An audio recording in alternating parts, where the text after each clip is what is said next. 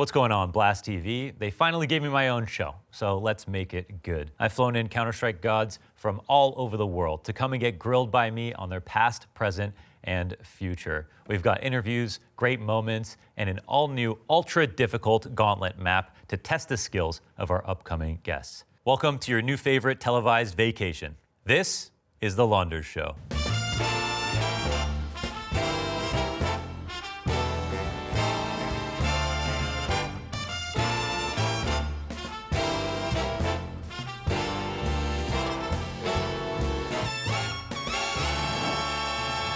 Tonight, our guest coming in is an entry by trade, but for my money, a full-on star player. This guy is trying to save North America. That's right, it's Latvia's finest, YEKINDAR.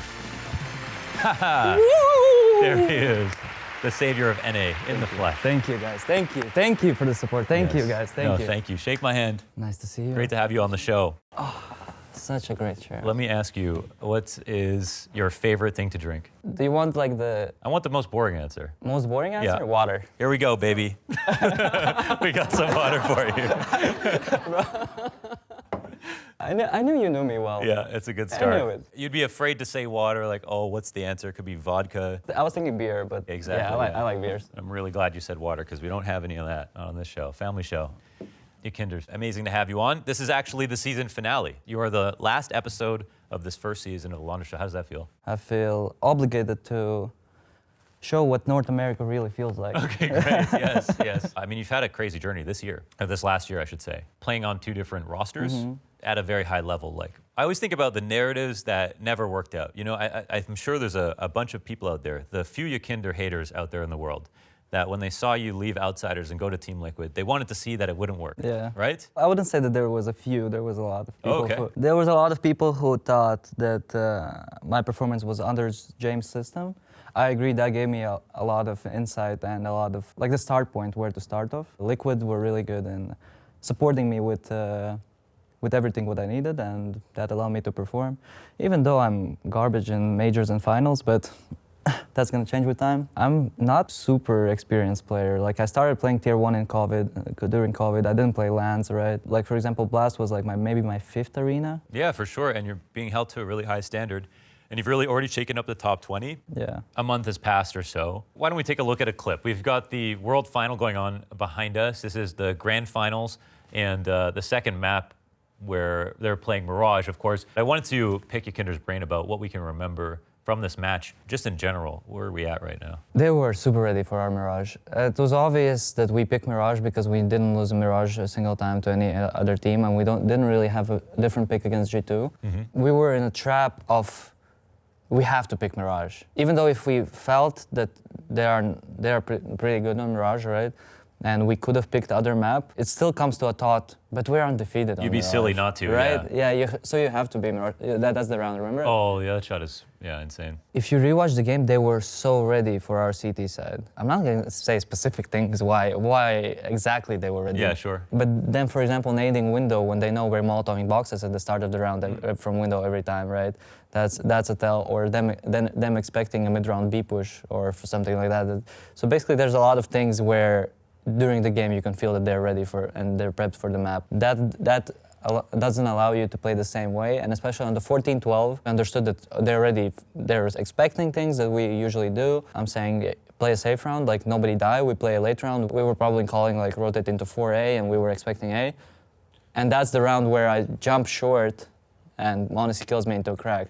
Usually that kill doesn't happen. Yeah. And usually you end up in a 5v5, but then it's a 4v5. Me who said, don't die, and then I die, and I'm like... Yeah, that's tough. I'm like, yeah, up chair. How much do you remember this? I mean, this near the end of the game, they do an A-pop here. At this point, like after 14-12, they're in control. Yeah. We're getting stressed. They understand that we have to, 4 versus 5, we either stack or we have to repush something to get back. They just did fundamental basic CS, and they expected things that happened in the end, and basically we gave up this round. My bet is bad, but 4 versus 5 we should have played differently. I also said in an interview that I see that we're not ready to win yet. We're just a young team still. You can feel that sometimes we're not on the same page maybe. We kind of sacrificed this first month, I feel like. To make sure you have a good rest of the year, okay? Yes. Outside of CS, you had a Taekwondo background. Yeah, I did. Yeah? I have a black belt. I used to fight. And I think a lot of confidence comes from that. I had a broken nose, I had a broken collarbone, I had a broken finger. You see? Like if I'm not sure if the camera sees. That supports the weight of NA on that right there. Yeah, like here's a bet. Bend but don't break, as they say. So yeah, it's like when you get all those traumas, right? You're not afraid of anything, especially of playing a game in a computer. And there's just these sweaty nerds on the other side. Yeah, it's like even if you lose that duel or lose that game, you're not losing your life, right? You're not losing your nose. Yeah, you're not losing your nose. You're not getting any trauma, maybe only psychological.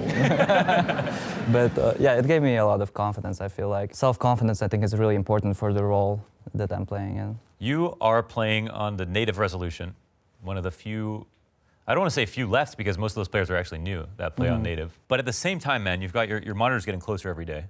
Okay, so what's the deal here? Do you actually wish you were playing on 4.3 and you could put your monitor a little bit farther back? Why do you think that if I played 4.3, I would put it back? Because you're kind of putting on the blinders anyways, right? Do you have full screen vision? Yeah, I do. I have peripheral vision that I can see. But if I want to check specifically something, I understand that if my HP is red, then I'm low. Yeah. But the thing is, I actually changed my posture a bit because I had back problems, obviously. I'm not sure, there's a Valorant player. His posture is basically like this. Yeah, and you leaned before. I used to play like that, yes. Yeah. But now I'm like moving my chair forward and I'm moving my monitor back so my back is straight. I feel like I've found the best posture I can play. Yeah, in. when you put any weight on your arms, then suddenly your back's implicated.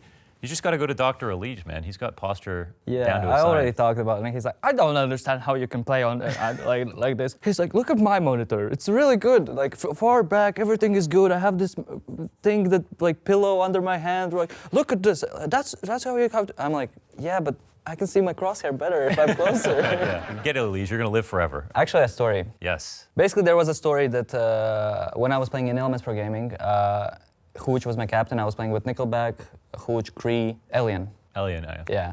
It somehow happened that like Team Russia qualified for WESG in like China, I think, or somewhere. And Flamey didn't want to go, so Hooch had to go instead of Flamey. And Hooch said to Flamey, "Okay, but you play officials instead of me in Elements Pro Gaming." And Flamey stood in. Okay. I think 2 or 3 games he stood in.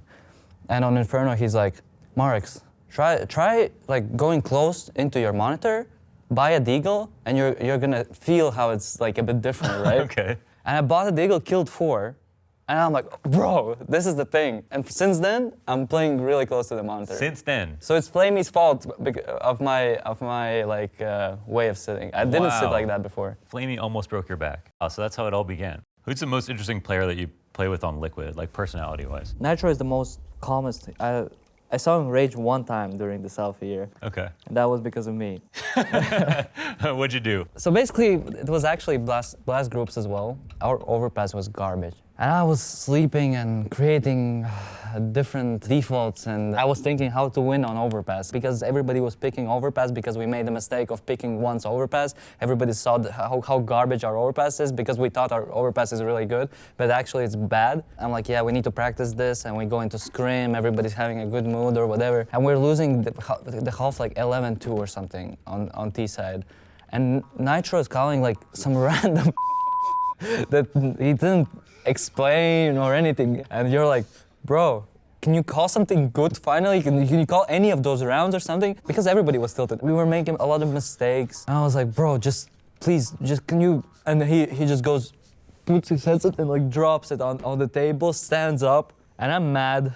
And I'm like, okay, I need to go out. Apps goes out with me to like stand and talk. And he's like starting his psychology therapy, right? He's like, oh, so what happened? And I'm like explaining this, and he's like, yeah, I agree with you. We go back. I enter the back room, and he's like, let's go outside. And I'm like, okay, let's go outside. First thing he does when we're outside, he's like, listen, I'm chill. Like this.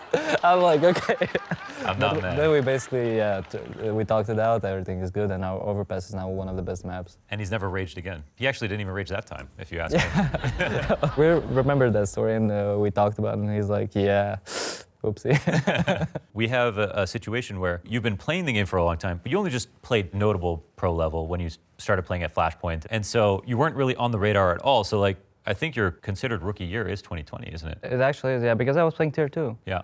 but I wasn't top 20. 2021 I was, yeah. yes. So it's weird because you have kind of grinded for a long time, but you're from your first year in pro, you've had like a kind of a quick launch up into it. Have you felt like you've been playing the game, grinding for the goal of becoming pro for a long time? Does it feel that way? I feel like I had a path, and I had the path of a normal human being, and not a talented monster like Monacy or I mean, I someone, put you in right? that category though, again. No, yeah, but because that's like, I just play a lot. Yeah. But they play a lot as well, but they have something else in them. I don't know, it's maybe it's like roles difference or something. Maybe nobody needed like my role, right, or something. It's also like your career and pathing is sometimes random. I wasn't necessarily, I think, lucky with my timings of my teams and when tier 1 teams needed the player and everything. So going to play with VP for the first time, all the times that I've talked to you, you've always had something new to say about Jame. What can you tell us about your time playing with Jame? Jame gave me a different understanding of the game. Adren first came and gave them system in Avangard. So when they took Adren, he gave them system and explained how things are work. Then Jame learned from that and started evolving in that direction in systemizing and how to improve. He found some super motivation to literally give his whole life to CS. And when I joined the team, that's what I learned from him and what gave me the next step to evolve. Because when I first joined VP, I wasn't the player that I was like after a year playing in VP. All those late nights that I was staying with him and talking about the game and systemizing and everything, and that helps me a lot in Liquid also. You were telling me a story about Jame, and I cut you off because I wanted to save it for the show. Yeah. I like thinking about who Jame is. He's like a kind of a weird guy, I guess, when you look at it from the outside, but it's mostly because I think he's funny, but he doesn't speak English almost ever. A few times he does speak, he says something hilarious. What's something funny that we should know about Jame? First of all, I want to say that Jame is not a standard person from my perspective. His humor is really funny if you understand it. If you don't understand it, you think he's weird. That's first thing. And then other thing, he may not seem as a leader, but he's a leader. He knows how to show his authority to people. That's a really important part about being a leader in IGL in CS, for example. It's probably somewhere out there, but we were playing against Cloud9, and that was my first year in VP. I joined in May, and we were winning like 14-6 or 14-7 on Dust 2. And then we were losing 14-13, and I just went silent. I just didn't talk anymore because I was so tilted. Yeah. We lost that game, and after the game, James said to me, he's like, if you're gonna give up like this and be silent, we don't need you in the team. And something clicked in my head. From that point, like, yes, I can tilt, but it just goes away after because I can't allow myself to do that. We'd call it a wake-up call. Yeah, I have no clue how this works. He just says one thing and it's just, in my mind, it just changes everything, you know? But he's a super nice guy, and I don't even think, I'm really sure that he's the most hardworking person in the world. Yeah. In the world? In the world. Of CS? In CS. On CS, okay. In CS. Yeah, we're gonna start cooking for real. It's time for the gauntlet, YEKINDAR. Are you ready? I used to play that run in 1.6. Ah, perfect. Everybody has been talking about who they want to beat. Who is your prime target? If I can, top 3 would be good. Top 3 would be nice. Okay, great. All right, let's get in there, man. Good luck. Thank you. Off to the gauntlet. YEKINDAR is a saucy Counter-Strike player with a ton of individual skill, but is he ready for a challenge of this magnitude? It's time to send him off to the gauntlet. Hello, everyone. Okay, this map looks insane already. We're going for the win here.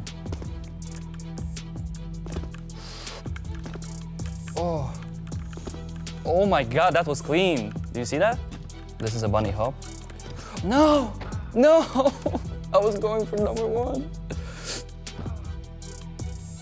Not going for number 1. This is practice round. Can I swear? It's already too late, I guess, anyway. What is that sound? Like angels in my ear. I like it though. Oh no. Why is there a hole under me? Tell me. This is actually pretty cool. I don't see them coming at me. Okay, this is easy now because somebody can't hold his mouth. Okay, air strafing, yeah, you said. Need for speed, baby. Did Hooksy do this in like first time?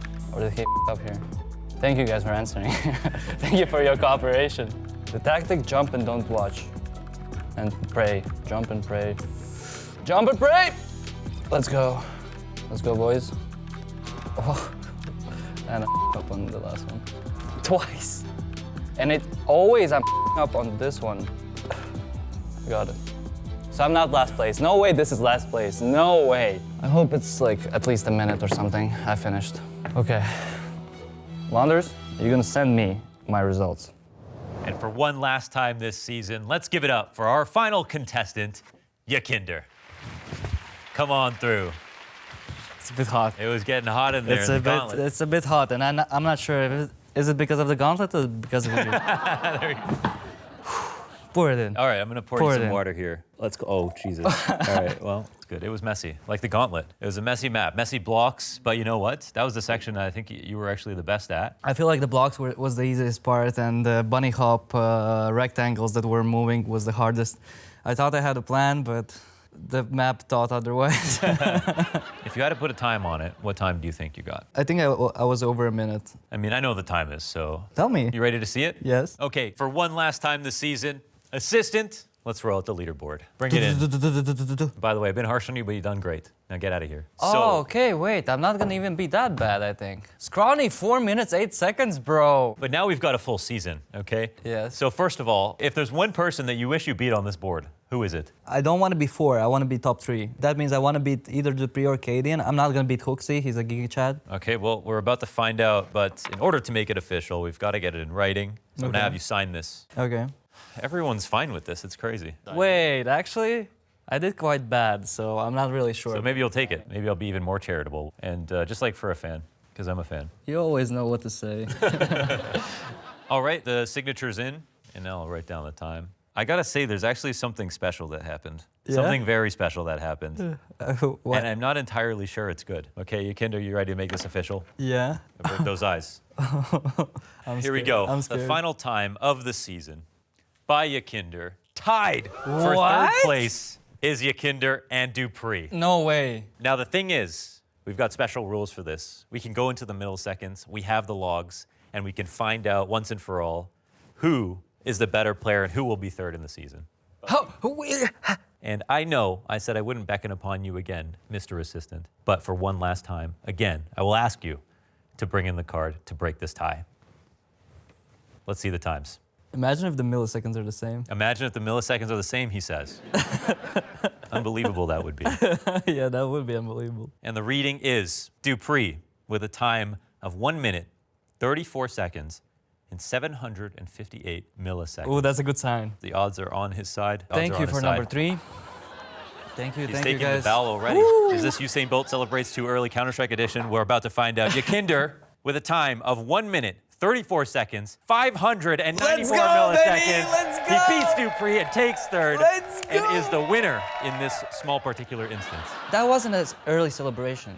Psychologically, you remembered the milliseconds and put me above Dupree from the start. Damn, I did have it. That's true. Subconscious. Comfortably in third Comfortably. place. Bronze medal, third place. Beautiful stuff, YEKINDAR. I'm happy for the third place. I'm happy for the invite. I'm really happy to be here. What a wonderful way to end off the inaugural season of the Launders Show. We've got the leaderboard fully populated here for the Gauntlet Challenge. Castle coming in last place, but still under that 2-minute mark. I thought there was going to be at least one person like couldn't beat the map, maybe would really, really struggle, have a mental breakdown. It felt like anything was possible here on the Launders Show. And after that, Gabi 2 seconds faster. The 2 coaches at the bottom, I don't know if there's something going on there, but every player came in at 1 minute 34. I mean, Dupree's going to be horrified now. He took a picture of the gauntlet. Moments later, it feels like he's suddenly sitting here on 4th place with no medal in his hand. Would suck to be him, wouldn't it, YEKINDAR? People like you have shown us what's possible, YEKINDAR. People like me, people like Hooksy has shown what's People possible. like Hooksy.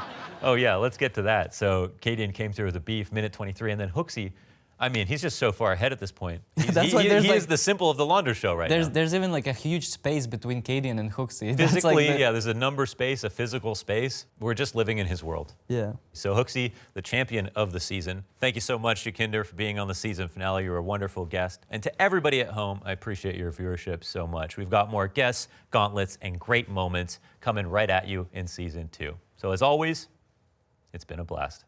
Thanks.